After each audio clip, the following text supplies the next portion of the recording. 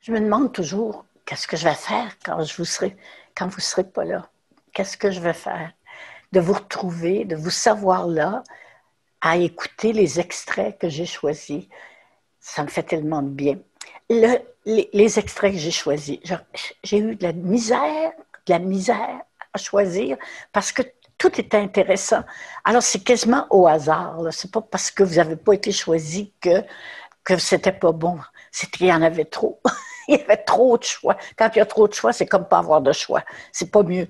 Alors, il y en a une qui m'a frappée parce que en 1900, je me suis mariée en 47 et en 46, Fernand Seguin, je ne sais pas à qui ça dit quelque chose, Fernand Seguin, euh, elle m'avait demandé de faire un film sur l'électrification rurale. Moi, j'étais de la ville, on avait l'électricité, mais de penser qu'il y avait des gens qui n'avaient pas l'électricité, c'était impensable pour moi. Mais écoute, j'ai vécu ça, vous avez vécu ce temps. Alors, j'ai un témoignage ici de elle s'appelle Françoise, qui me parle de l'arrivée de l'électricité chez elle en 1947. C'est pas des farces. On n'avait pas dans les campagnes, il n'y avait pas d'électricité. Le soir du 2 novembre 1947, un événement extraordinaire allait se produire dans quelques maisons de Fugerville. Je ne sais pas où c'est. Pour la petite fille de 7 ans que j'étais, ce souvenir restera imprimé à jamais dans ma mémoire. Je vous livre ici comment cet événement a été vécu dans notre maison. De l'annonce par le gouvernement que l'électrification s'en venait dans notre région, mon père fit installer sans tarder le filage nécessaire. Il confia la tâche à l'électricien, M. Abel. Maman se plaignait que c'était bien salaud, un électricien. Il devait percer des trous dans les murs, les placards, les plafonds, pour y passer des fils et poser des plaques, des porcelaines avec chaînettes au plafond de nos chambres. Une pompe électrique installée dans la cave remplacerait celle actionnée à bras pour amener l'eau à l'évier de la cuisine. Et ce, avec l'aide d'un simple robinet. Depuis plusieurs mois déjà, le bol de toilette avait remplacé la chaudière d'aisance, ce qu'on appelait dans certaines parties du Québec la Catherine. L'eau courante, l'eau courante en complétera le fonctionnement de la toilette.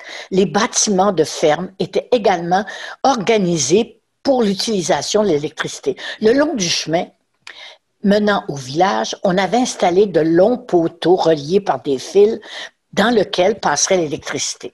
Imaginez 2 années d'attente avant que ce précieux courant vienne transformer et alléger les multiples tâches de nos parents au quotidien. En prévision de ce moment tant attendu, notre père nous avait demandé d'aller faire le tour de toutes les plaques et de les mettre à on. Nous, les enfants, nous obéissions avec ardeur à sa demande. C'est ainsi que l'étable, le poulailler, la soie à cochon, la chaîne, le séparateur, la boutique, le poteau sentinelle et la grange avaient leur bouton à on. Dans la maison également, la demande de mettre à on avait été exécutée. De plus, un tourne-disque, wow, avec sa pile de disques, un grille-pain avec 2 petites portes, des champleurs installés à côté de la pompe à eau.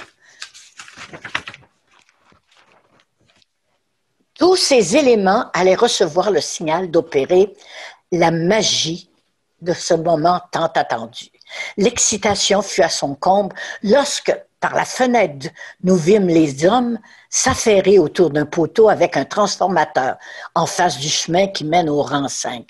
Nos parents nous avaient expliqué que tout serait déclenché de cet endroit. C'est ainsi que vers 19 heures, environ un homme monte. En 19 heures environ, un homme monte dans le poteau avec ses grosses bottines à crampons et à l'aide d'une perche actionne une manette. Et voilà que tout notre domaine s'illumine et transforme notre vie. Comme tout enfant normal, nous avions envie de tout essayer, de faire des toasts, ouvrir les champleurs, faire partir la toilette, observer l'eau qui nettoie le tout. Quelle merveille! Dans nos chambres, Plus besoin de fanal qui projetterait nos ombres sur les murs et qui nous ferait si peur. Ce soir-là, nous avons mis du temps à nous endormir, tellement la magie nous excitait. Le tourne-disque nous livrait tout à coup des airs de Willy Lamotte, de Soldat Lebrun, Marcel Martel, La Bolduc, Paul Brunel. Quelle soirée magique! Je me demande même si nous n'avions pas laissé notre lumière allumée avant de nous endormir, tellement la joie nous envahissait. Maintenant, nous avions le contrôle de l'éclairage avec cette corde à la tête de notre lit qui rejoignait la chaînette de la lumière fixée au plafond. La modernité entrait chez nous par la grande porte et ce n'était qu'un début. J'en ai une autre, qui est Nicole. Voici mon autobiographie que j'ai écrite à la main et que ma petite fille a pris soin de retranscrire en format numérique, en espérant que ce ne soit pas trop tard. Bon, merci infiniment. Ce projet aurait été pour ma petite fille et moi une occasion d'échanger sur le chemin que j'ai tracé et parcouru. Et ça n'a pas de prix. Et c'est à ça que ça sert aussi, une biographie. Alors voici, il me vient des souvenirs. Mon père Florian était un grand gaillard de 6 pieds 2 et beau avec ça. Ma mère, Germaine, était la douceur même. Mon père l'appelait ma pitoune. Et nous l'avons donc, au fil du temps, baptisée Pitoune, ce qui est resté de génération en génération. Ma sœur aînée, que l'on appelle Gigi, est très sérieuse, comme ça se peut pas. Florian est né à l'île Perrot, plus précisément à 15 chiens, qui est à l'intérieur de l'île. Première fois que j'entends dire ça. Mon grand-père, Aubin, faisait la traversée des îles pour les gens sur les îles avoisinantes, voiture incluse. Mon père, qui souffrait de polio, traversait à la nage afin de guérir ses jambes. L'une d'entre elles demeura plus petite en dimension. Il a sûrement gagné du terrain puisqu'il œuvre dans le domaine des sports en marathon, en se qualifiant, entre autres. Je me souviens pour la traversée du lac Saint-Jean, il avait 51 ans, il l'a traversée. Il en a reçu d'autres mentions, mais j'étais trop jeune pour en témoigner. Alors, ma mère, ma mère que j'aime toujours profondément ne portait pas de brillant, parce qu'elle l'était brillante, mais humblement. Elle travaillait sans cesse. Ma sœur et moi le disions encore, on ne sait pas comment elle faisait. Je me souviens qu'elle avait mis la statue de la Vierge Marie sur son moulin à coudre pour terminer les uniformes pour notre entrée scolaire. Il était très tard dans la nuit quand elle a terminé. Elle était notre gagne-pain, faisant aussi à manger pour sa mère qui demeurait à 2 rues de chez nous. Elle trouvait le moyen d'aller chez son frère atteint de paralysie, dont la famille était composée de 4 enfants, dont 6 personnes en tout. La paralysie était venue à cause d'un accident et le secours direct ne couvrait pas grand-chose. Alors, en même temps, ma mère nous enseignait la compassion. Une fois que je chialais, parce que le vendredi, nous devions manger du poisson, je n'aimais pas le poisson, je manifestais fort un refus de braillage, comme quoi je ne mangerais pas de poisson. Ma mère n'a rien dit.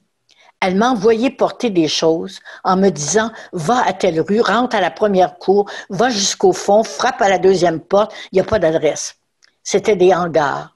Et oui, il y avait 4 enfants, une femme et aussi un homme qui arrangeait sa tenue. Quand j'ai déposé les paquets, les enfants ont sauté dessus. C'était des plats cuisinés par ma mère. Ils étaient affamés. Oh là là! Je suis revenue à la maison la tête basse, moi qui avais des choix. Pas parce qu'on était riche, non, mais on avait toujours des choix.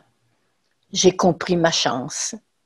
Elle me raconta aussi que quand elle était jeune, elle aidait son père sur la ferme et ils étaient dans le temps avec les animaux. Elle m'expliqua que le cochon, lorsqu'il le tuait, il devait le saigner avant pour faire du boudin avec le sang. Ce qui était le plus difficile était de l'entendre pleurer comme un bébé.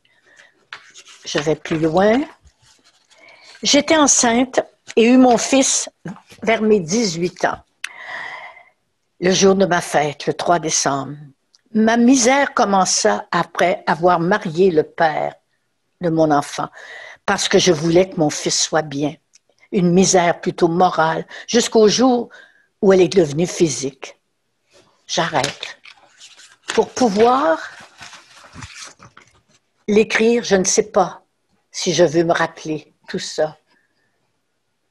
On ne sait pas à qui on a affaire quand on a 18 ans. Le gars que j'avais marié devait signer afin que j'obtienne une bourse d'études en musique. Puisque je venais de changer de nom, mon nom de fille n'était plus valable au nom de la loi. Cela a été le début de la guerre psychologique qui a duré 4 ans avec lui.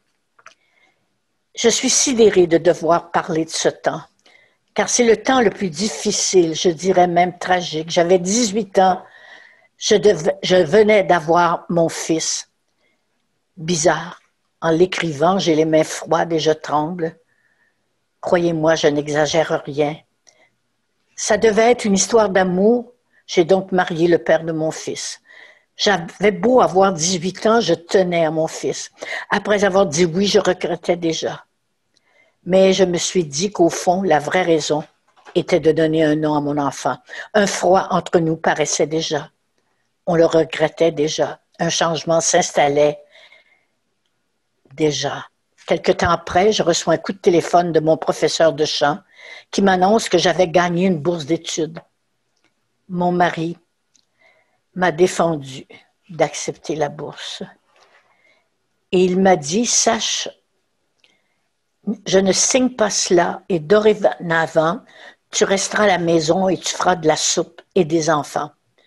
Le ciel venait de me tomber sur la tête. Et également, je veux que tu saches que je ne te ferai pas vivre ni toi, ni ton fils.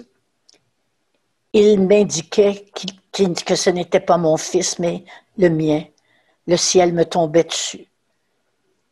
Je voulais le tuer.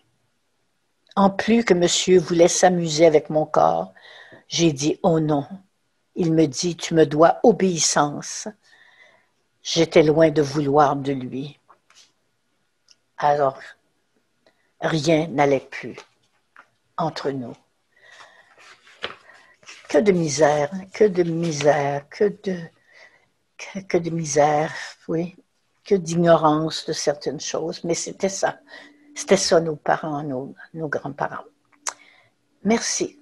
Merci de nous donner à réfléchir. Merci, ça sert à ça, une autobiographie. Comprendre nos parents, comprendre ce qui s'est passé avant nous, même si c'est triste. À la semaine prochaine.